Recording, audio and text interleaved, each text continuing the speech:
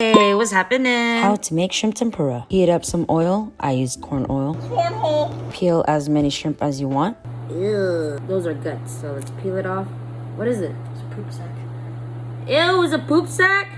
It's okay, we're gonna wash it anyways. You see the legs in the middle? You just peel and peel, but leave part of the tail to hold as a handle. Time to take out the caca. You get a toothpick, stick it right there under that, and you pull it up. You see it right there?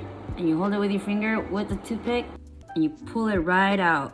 Just like that. Yeah, throw it out. Deveined. So you see how this shrimp is curved? We gotta make it straight by each line right here. Put it forward and cut it. Not too deep, just a little bit. 2, 3, and boom. Now it's laying down.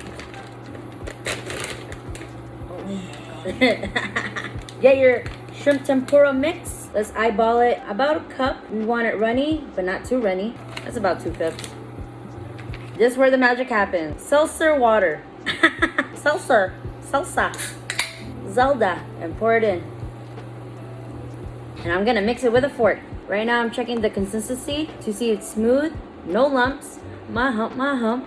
Let's put some more. This is perfect. That's what you want. We're gonna nicely coat it, not up to the tail. Go! That's me sizzling.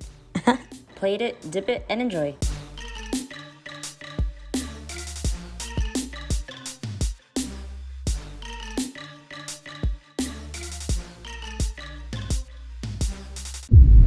JORI MEZUDA.